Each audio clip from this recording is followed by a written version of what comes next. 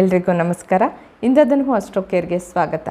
ವ್ಯಕ್ತಿ ಎಷ್ಟು ಪ್ರಮಾಣದಲ್ಲಿ ಹಣ ಗಳಿಸ್ತಾನೆ ಅಥವಾ ಲಾಸ್ ಮಾಡ್ಕೊಳ್ತಾನ ಜೀವನದಲ್ಲಿ, ಅಥವಾ ಮಧ್ಯಮ ಪ್ರಮಾಣದ ಹಣವನ್ನು ಗಳಿಸ್ತಾನ, ಅಥವಾ ಅತ್ಯಂತ ಅಂದರೆ ಕೋಟ್ಯಾಧೀಶ್ವರನಾಗ್ತಾನ, ಹೀಗೆ ನಾವು ವ್ಯಕ್ತಿ ಗಳಿಸುವ ಹಣದ ಪ್ರಮಾಣವನ್ನು KP ಅಸ್ಟ್ರಾಲಜಿಯಲ್ಲಿ ಪ್ರಶ್ನಾಶಾಸ್ತ್ರದ ಮುಖಾಂತರ ತಿಳ್ಕೊಳ್ಬೋದು. ಈಗ ಒಂದು ವೇಳೆ ವ್ಯಕ್ತಿಗೆ ಕುತೂಹಲ ಇರುತ್ತೆ, ನಾನು ಎಷ್ಟರ ಮಟ್ಟಿಗೆ ಹಣ ಗಳಿಸ್ತೇನೆ, ಎಷ್ಟು ಪ್ರಮಾಣದಲ್ಲಿ ಗಳಿಸ್ತೇನೆ, ಅಥವಾ ನಾನೇನಾದರೂ ಜೀವನದಲ್ಲಿ ಲಾಸ್ ಮಾಡ್ಕೊಳ್ತೀನ, ಅಥವಾ ನಾನು ನನ್ನ ಉದ್ಯೋಗದಿಂದ ಅಥವಾ ನನ್ನ ಬಿಸ್ನೆಸ್ಸಿಂದ ಅಥವಾ ನಾನು ನನ್ನ ಜೀವನದಲ್ಲಿ ನನ್ನ ಒಂದು ಇನ್ಕಮ್ಮಿನ ಹಲವಾರು ಸೋರ್ಸ್ಗಳಿಂದ ಹೇಗೆ ಹಣ ಗಳಿಸ್ತೇನೆ, ಅದು ಜಾಸ್ತಿ ಇರುತ್ತಾ, ಕಡಿಮೆ ಇರುತ್ತಾ, ಅಥವಾ ಓಕೆ ಆ್ಯಾವ್ರೇಜ್ ರೇಂಜಲ್ಲಿರುತ್ತಾ, ಹೇಗಿರುತ್ತೆ ಅನ್ನೋದನ್ನು ನಾವು KP ಅಸ್ಟ್ರಾಲಜಿ ಮುಖಾಂತರ ತಿಳ್ಕೊಳ್ಬೋದು. ಅದರಲ್ಲಿ ಪ್ರಶ್ನಾಶಾಸ್ತ್ರದ ಮುಖಾಂತರ ಸುಲಭವಾಗಿ ತಿಳ್ಕೊಳ್ಬೋದು. ಹಾಗಾದರೆ ಹೇಗೆ ಅನ್ನೋದನ್ನು ನೋಡೋಣ. ಇಲ್ಲಿ ಪ್ರಶ್ನಾಶಾಸ್ತ್ರದ ಸಂಖ್ಯೆ 61. ಹಾಗೆ ಇದನ್ನು ನಾವು ಹಾಕಿದಾಗ ಏನನ್ನು ನೋಡಬೇಕು, ಅದರಲ್ಲಿ ಮುಖ್ಯವಾಗಿ ಕಸ್ಪಲ್ ಸಬ್ಲಾಡ್ ತುಂಬ ಇಂಪಾರ್ಟೆಂಟ್. ಹಾಗಾದರೆ ಎರಡನೇ ಕಸ್ಪಲ್ ಸಬ್ಲಾಡ್ ವ್ಯಕ್ತಿಯ ಒಂದು ಹಣದ ಗಳಿಸುವಿಕೆ ಪ್ರಮಾಣ, ಅಂದರೆ ಅವನು ಹೇಗೆ ಸೇವ್ ಮಾಡ್ಕೊಳ್ತಾನೆ, ಹೇಗೆ ಕೂಡಿಟ್ಕೊಳ್ತಾನೆ, ಜಾಸ್ತಿ ಇರುತ್ತಾ, ಅವನಲ್ಲಿ ಹೇಗೆ ಹಣದ ಪ್ರಮಾಣ ಇರುತ್ತೆ, ನಾವು ನೋಡ್ಕೋಬೇಕಾದ್ರೆ ಸೆಕೆಂಡ್ ಕಸ್ಪಲ್ ಸಬ್ಲಾಡನ್ನು ನೋಡಬೇಕು. ಇಲ್ಲಿ ಸೆಕೆಂಡ್ ಕಸ್ಪಲ್ ಸಬ್ಲಾಡ್ ರಾಹು. ಅದೇ ರೀತಿ ನಾವು ಅದನ್ನು ಕನ್ಫರ್ಮ್ ಮಾಡ್ಕೊಳ್ಳೋದಕ್ಕೆ 11th ಕಸ್ಪಲ್ ಸಬ್ಲಾಡ್ ಸಹ ನೋಡಬೇಕು. ಇಲ್ಲಿ 11th ಕಸ್ಪಲ್ ಸಬ್ಲಾಡ್ ಸಹ ರಾಹು. ಹಾಗಾದರೆ ಇಲ್ಲಿ ರಾಹು ಹಾಗಾದರೆ ಏನನ್ನು ಕೊಡ್ತಾನೆ? ಈಗ ವ್ಯಕ್ತಿ ಒಂದು ವೇಳೆ ಹಣ ಲಾಸ್ ಮಾಡ್ಕೊಳ್ತಾನೆ, ತನ್ನ ಜೀವನದಲ್ಲಿ ಕಳ್ಕೊಳ್ತಾನೆ ಅಂತ ಇದ್ದಾಗ 5, 8, 12 5, 8, 12ನೇ ಮನೆಯನ್ನು ಅದು ಸೂಚಿಸುತ್ತೆ. ಯಾವುದು? Second cuspal sublord. ಹಾಗೆಯೇ ಒಂದು ವೇಳೆ ಅವನು ಸ್ವಲ್ಪ ಮಟ್ಟಿಗೆ ಹಣ ಗಳಿಸ್ತಾನೆ, ಎವ್ರೇಜ್ ಪ್ರಮಾಣದಲ್ಲಿ ಹಣ ಗಳಿಸ್ತಾನೆ, ಅಂದರೆ ಭಾಳಷ್ಟು ಹಣ ಗಳಿಸಲ್ಲ, ಓಕೆ, ತನ್ನ ಜೀವನವನ್ನು ಒಂದು ತಕ್ಕ ಮಟ್ಟಿಗೆ ನಡೆಸ್ಕೊಂಡು ಹೋಗುವಷ್ಟು, ಒಂದು ಜೀವನದಲ್ಲಿ ಸ್ವಲ್ಪ ಮಾಡಿಕೊಳ್ಳುವಷ್ಟು ಹಣ ಗಳಿಸ್ತಾನೆ ಅಂತ ಹೇಳಿ ನಾವು ಹೇಗೆ ನೋಡ್ಬೋದು? ಸೆಕೆಂಡ್ ಕಸ್ಪಲ್ ಸಬ್ಲಾಡಲ್ಲಿ ಪಾಸಿಟಿವ್ ಮತ್ತು ನೆಗೆಟಿವ್ ಭಾವ ಇರುತ್ತೆ. ಅಂದರೆ 5, 8 ಅಥವಾ 12ನೇ ಭಾವ, ಅವು ಮೂರೂ ಇರಬೇಕಂತೇನಿಲ್ಲ, ಮೂರಲ್ಲಿ ಯಾವುದಾದ್ರೂ ಒಂದು ಭಾವ ಇರುತ್ತೆ ಅಥವಾ 2 ಭಾವ ಇರುತ್ತೆ. ಅದರ ಜೊತೆಯಲ್ಲಿ 2, 6, 11 ಇರುತ್ತೆ. 2, 6, 11ನೇ ಮನೆಗಳು ಸಹ ಇರುತ್ತೆ. ಅಥವಾ 2, 11 ಇರ್ಬೋದು, ಅಥವಾ 6, 11 ಇರ್ಬೋದು, ಈ ರೀತಿಯಾಗಿ ಇರುತ್ತೆ. ವ್ಯಕ್ತಿ ಒಂದು ವೇಳೆ ತುಂಬಾ ಹಣ ಗಳಿಸ್ತಾನೆ, ಭಾಳಷ್ಟು ಹಣ ಸಂಪಾದನೆ ಮಾಡ್ತಾನೆ, ಕೋಟಿಗಳಷ್ಟು ಸಂಪಾದನೆ ಮಾಡ್ತಾನೆ ಅಂತಂದರೆ ಈ ಎರಡನೇ ಕಸ್ಪಲ್ ಸಬ್ಲಾಡ್ ಅದರಲ್ಲಿ ನೆಗೆಟಿವ್ ಭಾವ ಇರಲ್ಲ. ಅಂದರೆ 5 ಆಗಲಿ, 8 ಆಗಲಿ, 12 ಆಗಲಿ ಇರಲ್ಲ. ಅದರ ಬದಲಿಗೆ 2, 6, 10, 11 ಇರುತ್ತೆ. 2, 6, 10, 11ನೇ ಮನೆಯ ಭಾವಗಳು ಅಲ್ಲಿ ಇರುತ್ತವೆ. ಹಾಗಾದರೆ ನಾವಿಲ್ಲಿ ನೋಡಿದ್ವಿ ಏನು? Second cuspal sublord Rahu. ಹಾಗೆ 11th ಕಸ್ಪಲ್ ಸಬ್ಲಾಡ್ ಸಹ ರಾಹು. ಅದಕ್ಕೆ ನಾವು ಇಲ್ಲಿ ರಾಹುವನ್ನು ನೋಡ್ತೇವೆ. ರಾಹುವಿನಲ್ಲಿ ಏನಿದೆ? ನೆಗೆಟಿವ್ ಭಾವಗಳು ಇದೆಯಾ ಅಥವಾ ಇಲ್ವೋ? ಕೇವಲ ಪಾಸಿಟಿವ್ ಭಾವ ಇದೆಯಾ ಅಥವಾ 2 ಮಿಕ್ಸ್ ಇದೆಯಾ?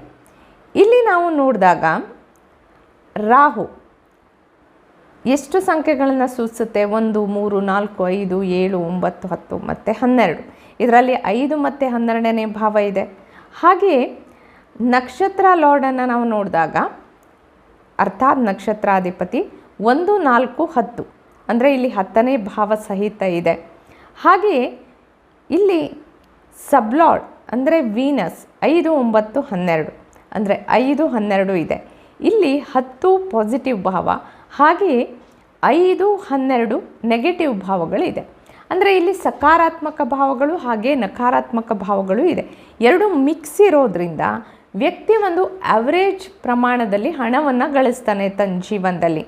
ಅಂದರೆ ಅವನಿಗೆ ಈಗ ತನ್ನ ಜೀವನದಲ್ಲಿ ತನ್ನ ಮನೆಗೆ ಸಾಕಾಗುವಷ್ಟು, ಸ್ವಲ್ಪ ಮಟ್ಟಿಗೆ ಉಳಿತಾಯ ಮಾಡಿಕೊಳ್ಳುವಷ್ಟು, ಹಾಗೆ ಸ್ವಲ್ಪ ಮಟ್ಟಿಗೆ ಒಂಚೂರು ಆಸ್ತಿನೋ ಮಾಡಿಕೊಳ್ಳುವಷ್ಟು ಅವನು ಹಣ ಗಳಿಸ್ತಾನೆ.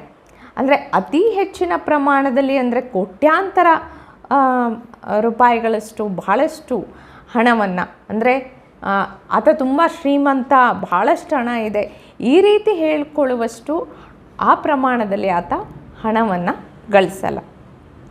ಇದರ ಜೊತೆಗೆ ಒಂದು ವೇಳೆ ಸಕಾರಾತ್ಮಕ ಭಾವನೆ ಇತ್ತು, ಇಲ್ಲಿ 5, 12 ಯಾವುದೂ ಇರಲಿಲ್ಲ, 8 ಇರಲಿಲ್ಲ, ಕೇವಲ 2, 6, 10, 11 ಇತ್ತು ಅಂತಂದರೆ ವ್ಯಕ್ತಿ ತುಂಬ ಹಣವನ್ನು ಗಳಿಸ್ತಾನೆ. ಹಾಗೆ ಲಾಸ್ ಆಗೋದಿದ್ರೂ 5, 8, 12ನೇ ಭಾವಗಳು ಇರ್ತವೆ. ಹಾಗಾದರೆ ಇದು ಏನು ಭಾವಗಳಿದೆ ನಮಗೆ ಕಸ್ಪಲಲ್ಲಿ ಬಂತು, ಅದನ್ನು ನಾವು ದಶ ಮತ್ತು ಭುಕ್ತಿಯಲ್ಲಿ, ಅಂತರ್ಭುಕ್ತಿಯಲ್ಲಿ ಒಂದು ಸರಿ ಚೆಕ್ ಮಾಡಬೇಕು. ಅಂದರೆ ಯಾವ ಒಂದು ಸಮಯದಲ್ಲಿ ಈತ ಹಣವನ್ನು ಗಳಿಸ್ತಾನೆ. ಈಗ ನಾವು ಮಧ್ಯಮ ಪ್ರಮಾಣದ ಹಣವನ್ನು ಗಳಿಸ್ತಾನೆ ಅಂತ ನೋಡ್ಕೊಂಡ್ವಿ. ಈ ಮಧ್ಯಮ ಪ್ರಮಾಣದ ಹಣ ಅಥವಾ ಆ ಹಣ ಈತನಲ್ಲಿ ಬರುವಂತಹ ಸಮಯ ಯಾವುದು, ಅಥವಾ ಈ ಸಮಯದಲ್ಲಿ ಅವನು ಗಳಿಸ್ತಾನ, ಅದನ್ನು ನಾವು ನೋಡಿದಾಗ ಇಲ್ಲಿ ನಾವು ನೋಡ್ತೇವೆ ಈಗ ಅವನಿಗೆ ಯಾವುದು ನಡೀತಾ ಇದೆ. ಇಲ್ಲಿ ಚಂದ್ರದಶೆ, ಗುರುಭುಕ್ತಿ ಹಾಗೂ ಶುಕ್ರ ಅಂತರ್ಭುಕ್ತಿ. ಈ ಒಂದು ಸಮಯದಲ್ಲಿ ವ್ಯಕ್ತಿ ಹಣ ಹೇಗೆ ಗಳಿಸ್ತಾನೆ. ಇಲ್ಲಿ ನಾವು ಚಂದ್ರಭುಕ್ತಿಯಲ್ಲಿ ಚಂದ್ರದಶೆಯಲ್ಲಿ ನೋಡ್ತಾ ಇದ್ದೀವಿ 2, 11, 2 ಮತ್ತು 11ನೇ ಭಾವ, 7 ಮತ್ತು 10ನೆಯ ಭಾವ ಇದೆ ಇಲ್ಲಿ. ಯಾಕೆಂದರೆ ಚಂದ್ರ ನಕ್ಷತ್ರದಲ್ಲಿಯೇ ಕುಳಿತುಕೊಂಡಿದ್ದಾನೆ. ಇಲ್ಲಿ 2, 11, 10 ಎಲ್ಲ ಪಾಸಿಟಿವ್ ಭಾವ. 7 ಏನಂತಂದರೆ ಇಲ್ಲಿ ನೆಗೆಟಿವ್ ಭಾವ ಆಗಲ್ಲ, ಬಿಸ್ನೆಸ್ಗೂ ಸಹ ಈ ಭಾವ ಒಳ್ಳೆಯದು. ಹಾಗಾದರೆ ಇಲ್ಲಿ ನೆಗೆಟಿವ್ ಇಲ್ಲ, ಅಂದರೆ ವ್ಯಕ್ತಿ ಈ ದಶೆಯಲ್ಲಿ ಹಣವನ್ನು ಸ್ವಲ್ಪ ಚೆನ್ನಾಗೇ ಗಳಿಸ್ತಾನೆ ಅಂತ ಹೇಳ್ಬೋದು. ಆದರೆ ಗುರುಭುಕ್ತಿ ಇದೆ, ಗುರುಭುಕ್ತಿಯಲ್ಲಿ 10ನೇ ಭಾವ ಇದೆ, ಪ್ಲ್ಯಾನೆಟರಿ ಲೆವೆಲಲ್ಲೂ ಇದೆ, ಸಬ್ಲಾರ್ಡ್ ಲೆವೆಲಲ್ಲೂ ಇದೆ. ಆದರೆ 5 ಮತ್ತು 12ನೇ ಭಾವಗಳು ಸಹಿತ ಇದೆ. ಶುಕ್ರನಲ್ಲಿಯೂ ಸಹಿತ 5, 8, 12ನೇ ಭಾವ ಇದೆ. ಕೇವಲ ರಾಹುವಿನಲ್ಲಿ 10ನೇ ಭಾವ ಮಾತ್ರ ಇದೆ. ಅಂದರೆ ಇಲ್ಲಿ ಏನನ್ನು ಸೂಚಿಸುತ್ತೆ, ಭುಕ್ತಿ ಮತ್ತು ಅಂತರ್ಭುಕ್ತಿಗಳು ಸಪೋರ್ಟ್ ಮಾಡ್ತಾ ಇಲ್ಲ. ದಶೆಯಲ್ಲಿ ಹಣ ಏನೋ ಬರುತ್ತೆ, ಅದೇ ರೀತಿಯಲ್ಲಿ ವ್ಯಕ್ತಿ ಹಣವನ್ನು ಸಹ ಕಳೆದುಕೊಳ್ತಾನೆ. ಅದಕ್ಕಾಗಿ ವ್ಯಕ್ತಿಯಲ್ಲಿ ಭಾಳಷ್ಟು ಪ್ರಮಾಣದ ಹಣ ಇದೆ ಅಂತ ನಾವು ಹೇಳೋದಕ್ಕೆ ಆಗಲ್ಲ.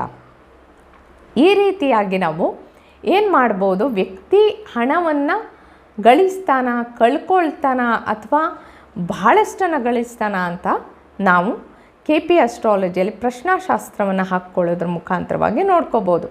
ಆದರೆ ಇಲ್ಲಿ ಯಾವತ್ತೂ ಒಂದನ್ನು ನೆನಪಿಡಬೇಕು, ವ್ಯಕ್ತಿಯಲ್ಲಿ ಅದನ್ನು ತಿಳ್ಕೊಳ್ಳುವಂತಹ ಇಚ್ಛೆ ಎಷ್ಟಿದೆ. ವ್ಯಕ್ತಿ ಕೇಳ್ದ ಸುಮ್ಮನೆ ನಾವು ನೋಡೋಣ ಅಂತ ಹಾಕಿದ್ವಿ, ಆಗ ಉತ್ತರ ಖಂಡಿತವಾಗಿಯೂ ಸಿಗಲ್ಲ, ಅಥವಾ ತಪ್ಪಾದ ಉತ್ತರನೇ ಬರುತ್ತೆ. ಆದರೆ ವ್ಯಕ್ತಿಗೆ ತಾನು ತಿಳ್ಕೊಳ್ಳೇಬೇಕು ಅನ್ನುವಂತಹ ಒಂದು ಪ್ರಬಲ ಇಚ್ಛೆ ಇದ್ದಾಗ, ಹೌದು ನನಗೆ ಗೊತ್ತು ಮಾಡ್ಕೋಬೇಕು, ನಾನು ಹಣ ಗಳಿಸ್ತೀನೋ ಇಲ್ಲೋ, ಯಾಕೆ ಅಂತಂದರೆ ಮುಂದೆ ಯಾವ್ಯಾವ ರೀತಿ ನಾನು ಪ್ಲ್ಯಾನ್ ಮಾಡ್ಕೋಬೇಕು, ನನ್ನ ಜೀವನ ಹಾಗೆ ನನ್ನ ಫ್ಯಾಮಿಲಿ ನಾನು ನೋಡ್ಕೊಳ್ಳೋದಕ್ಕೆ ಯಾವ ಥರ ನನಗೆ ಮುಂದೆ ಎಲ್ಲ ಅದಕ್ಕೆ ಸಿಸ್ಟಮೆಟಿಕ್ಕಾಗಿ ಹೊಂದಿಸ್ಕೊಳ್ಬೇಕು ಅನ್ನೋದಕ್ಕೆ ನಾನು ತಿಳ್ಕೊಳ್ಳೇಬೇಕಾಗಿದೆ ಅಂತ ವ್ಯಕ್ತಿ ಅಂದ್ಕೊಂಡಾಗ ಆತನಿಗೆ ಸರಿಯಾದ ರೀತಿಯಲ್ಲಿ ಸ್ಪಷ್ಟವಾದ ಉತ್ತರನೇ ಬಂದಿರತ್ತೆ. ಅದಕ್ಕೋಸ್ಕರ ಇಲ್ಲಿ ನಾನು ತಿಳ್ಕೊಳ್ಳೇಬೇಕು ಅನ್ನುವಂಥ ಇಚ್ಛೆ ಸಹ ಅಷ್ಟೇ ಮುಖ್ಯವಾಗಿರುತ್ತೆ. ಮುಂದಿನ ಸಂಚಿಕೆಯಲ್ಲಿ ಮತ್ತಷ್ಟು ವಿಷಯಗಳೊಂದಿಗೆ ಭೇಟಿಯಾಗೋಣ. ಅಲ್ಲಿಯವರೆಗೆ ಶುಭಮಸ್ತು. ಧನ್ಯವಾದಗಳು.